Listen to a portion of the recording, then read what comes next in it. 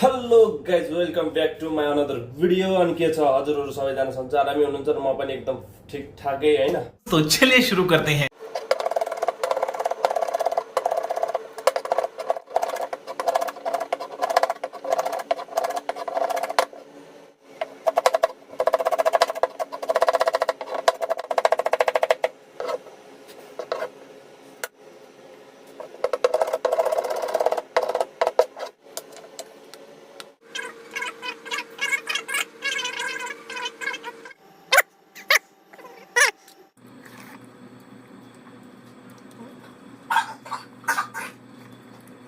Hello guys welcome back to my another video. अनि के छ हजुरहरू सबैजना सन्चै आरामै हुनुहुन्छ र म पनि एकदम ठिकठाकै हैन। अनि कस्तो लाग्छ हजुरहरूलाई मेरो ब्लग युट्युब ब्लग हैन सुरेन्द्र मिनी ब्लगमा गएर कसले सपोर्ट गर्नु भएन गर्नु होला अनि लाइक एन्ड सब्सक्राइब गर्नु होला। भिडियो कस्तो लाग्छ कमेन्टमा छोड्नु होला। अनि आजको चाहिँ भिडियो कस्तो हुँदैछ भने आजको ब्लग भिडियो चाहिँ खसीको मासु ट्याक्क लगाएर खसीको मासु बनाएर चाहिँ हैन खतरा पाराले खाना पर्छ। अनि आजको ब्लग चाहिँ विशेष चाहिँ खसीको मासु बनाएर च्याक्क खाने छ हैन। अनि के कस्तो हुन्छ भिडियोमै हेर्नु होला हैन। अनि नयाँ हुनुहुन्छ भने लाइक कमेन्ट सब्सक्राइब गरेर च्यानलमा जोडिनु होला। अनि जे कस्तो लाग्छ भिडियोहरू टक्क हैन लाइक कमेन्ट गरेर सब्सक्राइब गरेर जोडिनु हुन अनुरोध गर्दछु। अनि कस्तो लाग्छ जस्तो लाग्छ त्यस्तै प्रतिक्रिया दिनु होला भन्न चाहन्छु। र अनि आजको भिडियो चाहिँ सुरु गर्न चाहन्छु यति यहीँबाट। अनि सबैले लाइक कमेन्ट सब्सक्राइब चाहिँ गर्न नबिर्सनु होला है त। अनि सेयर पनि गरिदिनुहोस्। अनि सकभर हजुरको साथ सपोर्ट मायाले अझै राम्रो राम्रो गर्दै जाऊँ। अहिले चाहिँ केही गर्न सकिन्छ कि हजुरको माया कतिको हुन्छ भनेर चाहिँ यतिको चाहिँ सुरुवात गर्दैछु। अब बाँकी चाहिँ पछि हुन्छ है त। अनि अब बाँकी पुरा भिडियोमा हेर्नु होला। अनि के कस्तो हुन्छ लास्टसम्म हेरेर साथ दिनु हुन अनुरोध गर्दछु भन्ने आजको भिडियो चाहिँ मैले सुरु गरिसकेको छु। अनि बाँकी चाहिँ भिडियोमै हेर्नु होला है त। तो चलिए शुरू करते हैं।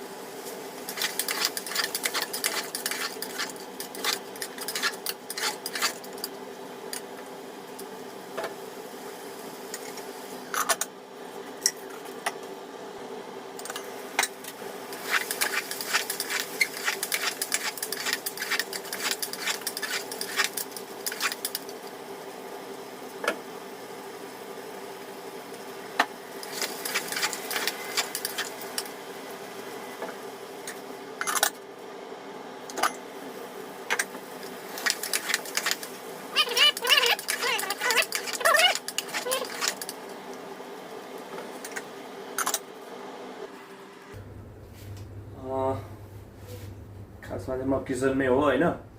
अनि खानासाना बनाएर टक्क खतरा बनाएर खानु पऱ्यो नि त होइन। खाएपछि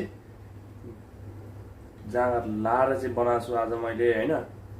जाँगर लाएर कस्तो हुन्छ अनि पाकिसकेपछि खतरा हुन्छ नि है, हेर्नुपर्छ अनि खाना नि पऱ्यो।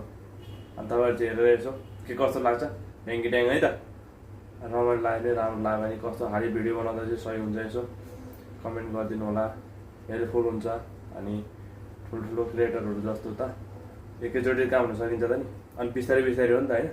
अनि आज चाहिँ ड्युटी बिहान उठ्यो, ड्युटी गयो, ड्युटी गएर आएर अनि मासु चाहिँ अब हिजो लिएर आयो, फेरि हिजो लिएर आएर अनि ट्याक्क फ्रिजमा राख्यो। अनि अहिले बनाउने कि हिजो बेलुका आयो नि त रातिमा, अनि बेलुका चाहिँ फेरि उतैबाट खानासाना लिएर आएर उतैबाट ल्याएर खाइयो।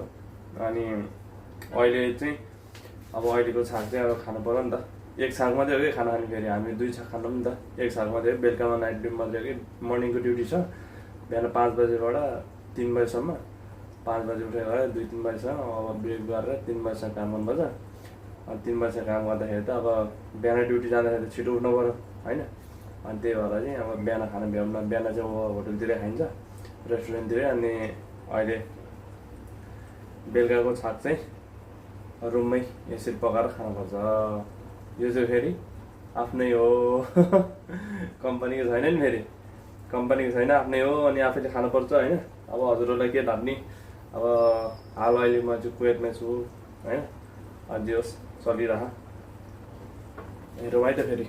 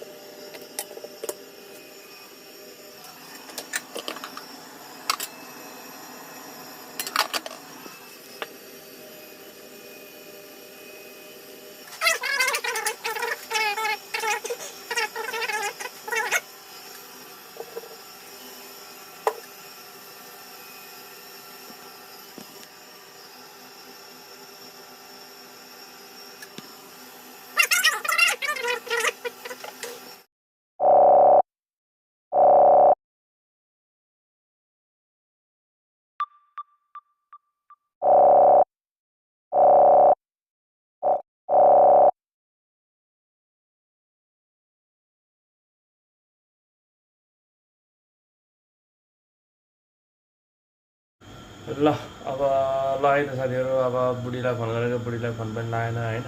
अनि मैले चाहिँ अब यसो फोन गरेर चाहिँ अब अहिले फेरि फोन गऱ्यो भने भनेर चाहिँ अनि टक्क नुहाउन जानु लाग्यो। अनि फोन गऱ्यो भने फेरि झ्याउँछ नि त, उसैलाई भनिदिएर अनि जान पाए त ढुक्क हुन्छ नि त, फेरि टेन्सन लिन्छ नि त, फेरि त्यो हो नि त कुरो। गाह्रो छ नि त, इमोसनल टाइपकै छ नि त मान्छे।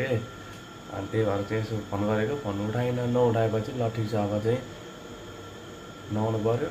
हाम्रो खाना खाने टाइम चाहिँ 7 बजे होइन, अहिले 6 बज्यो भने अब चाहिँ टक्क नुहाएर आएर खानासाना टक्क खाइन्छ है त। ल अहिले यति नै, बाँकी चाहिँ खाना खाने।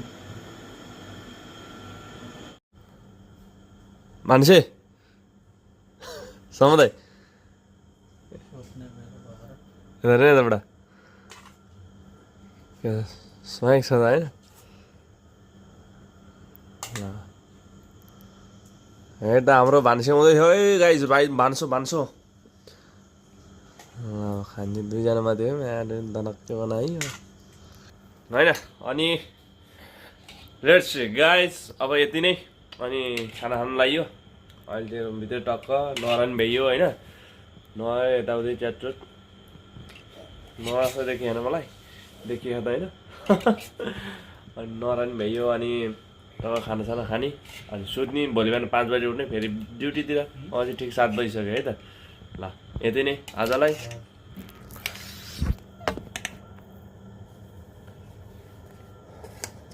सो गाइज आजको भिडियो कस्तो लाग्यो हजुरहरूलाई अनि लाइक कमेन्ट सेयर सब्सक्राइब गर्न नबिर्सिनु होला है त अनि के कस्तो लाग्यो टक्क भन्नु अनि आजको भिडियो चाहिँ जस्तो भयो राम्रै भयो होला अब खाना पर्यो खाइसकेपछि बल्ल थाहा हुन्छ है त भाइको त त्यस्तै हो टक्क ल